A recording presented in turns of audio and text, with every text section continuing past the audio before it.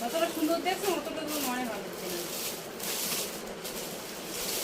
বসে কেন মিটি বসে ভালোই রে আছে তো।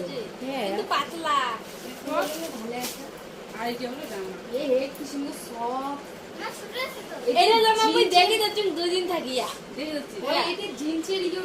মিশো থেকে অর্ডার দিয়েছিলাম মামামের জন্য একটা ড্রেস আর আমার জন্য একটা কুর্তি, আর তার সঙ্গে আর একটা হলো বেলুন ছিল কিছু, ওগুলো অর্ডার দিয়েছিলাম।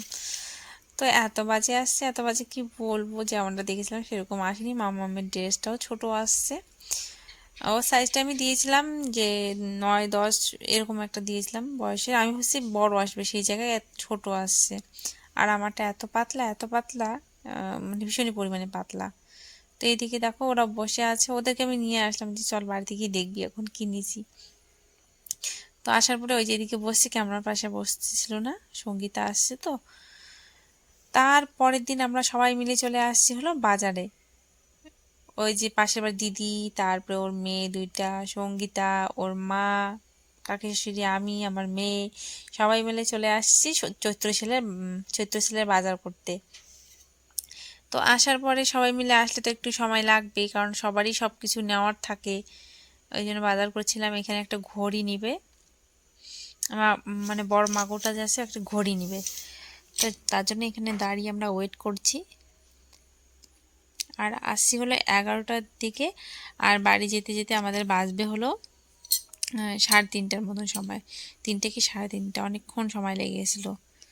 হ্যাঁ, তারপরে এখানে চলে আসলাম হলো জুতো না, আমার এগুলো নিতে লাগবে না, আছেই, ওরা নিচ্ছে, দিদির যে মেয়ে আছে দুইটা, ওদের জন্য নিচ্ছে। তো এই যেখানে দেখো জুতোটাতে দেখা হচ্ছে, এগুলো এখানেও সেল দেওয়া হয়েছে।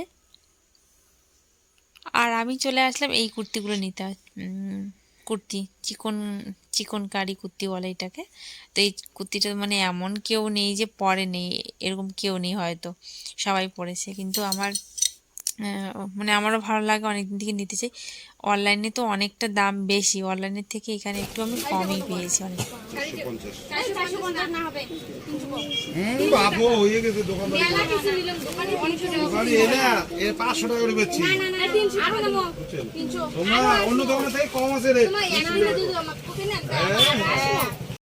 আমি তো কুর্তিই পরে আসতাম, কিন্তু আমার দেখো ছোট নননটা যদি শাড়ি পরে আসতে পারে, আমি কেন শাড়ি পরে আসবো না? খারাপ দেখায় না ব্যাপারটা? তখন তাড়াহুড়ো করে ওরা আগেই রেডি হয়ে গেছিলো, আমিও ঝটপট করে রেডি হয়ে এই শাড়িটা পরেই রেডি চলে আসছি। তো সবাই শাড়ি পরেছে। আমার হলো কি বলো, অনলাইনে যেগুলো ড্রেস নিয়েছি সেটা হলো আমি রিটার্ন করব, ভালো আসেনি, তো ওই জন্য বাজারে আসছে। আর এখান থেকে অর্ডার দিলে সময় লাগবে, আর তো হাতে আমার সময় নেই। তো মামামের জন্য একটা নেব আর আমার জন্য একটা নেব, কী নেবো না নেবো তোমাদেরকে বাড়ি গিয়ে আমি দেখাবো, সেটা বাড়িতে দেখতে পারবে। আর এখানে কিছু একটা খেয়ে নিচ্ছি, খিদে পাচ্ছে। তো এখানে খেয়েছি ফ্রুটি, খেয়েছি আইসক্রিম, খেয়েছি, তারপরে হলো এই যে এইগুলো খেলাম। খেয়ে দিয়ে এখন যাচ্ছি হলো আমরা বাড়ি। চলো বাড়ি যাই, বাড়ি গিয়ে তোমাদের সঙ্গে কথা হচ্ছে।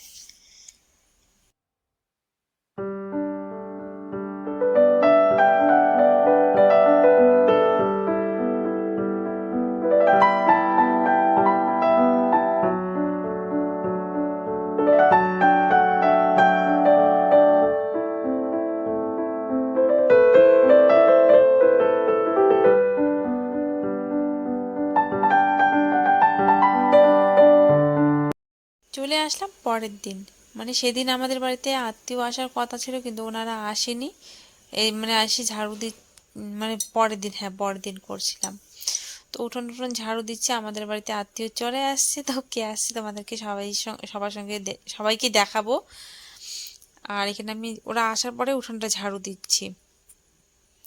দুপুরবেলায় আসছিলো, তো দুপুরবেলা খাবে হলো শাশুড়ি মায়ের কাছে খাবে, আর রাত্রিবেলা আমি বলছি আমার এখানে খেতে, ওই জন্য আমি। তো আমার সত্যি কথা বলতে গেলে আমার শ্বশুর বাড়ি থেকে কমই আত্মীয় স্বজন আসে, আমার মানে নিজস্ব বাপের বাড়ি থেকেই বেশি আসে।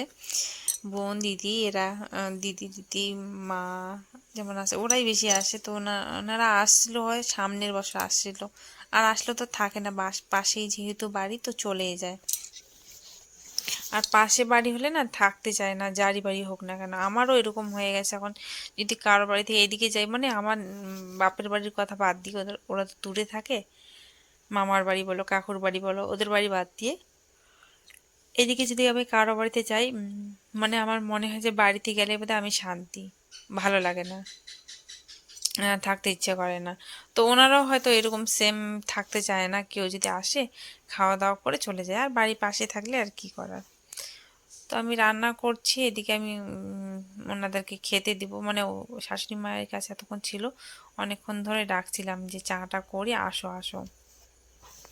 তো ওনারা আবার সিরিয়াল দেখছিল, ওই ওনাদের বাড়িতে মানে শাশুড়ি মায়ের কাছে টিভি আছে, তো টিভির মধ্যে সিরিয়াল দেখছিল।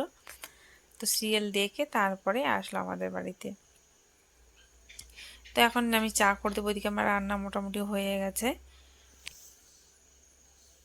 মানে দুপুরবেলা কি বিকেলবেলা থেকে একটু একটু করে রাখছি। আর গ্যাসের চুলাটা যে আমার কি হয়েছে, কখনো ছোটোটা ঠিকঠাক জ্বলে, কখনো আবার জ্বলতেই চায় না এরকম। তো আজকে তো জ্বলতেছে না, একটার মধ্যে রান্না করছি। আর এদিকে আমি রেডি করে দিচ্ছি। মানে আমি একটা ভুল করেছি, আমার চাটা দিয়ে মিষ্টি দিতে লাগতো, আমি মিষ্টি আগে দিয়েছি আর চাটা পরে দিয়েছি। ওরকম করলে না চায়ের টেস্ট পাওয়া যায় না। মানে আমার এই জিনিসটা মাথায় ছিল না তখন, পরে ওনাদেরকে মিষ্টি দেওয়ার পরে আমার কথাটা মাথায় ঢুকলো যে হ্যাঁ। তো কে কে আসছে বলি এখন আমি।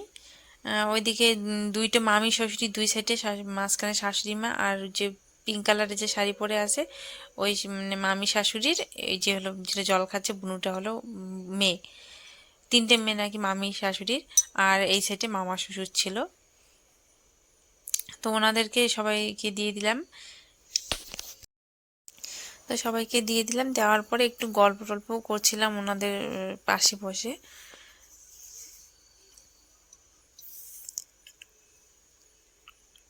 করে চা এখন দিয়ে দিলাম।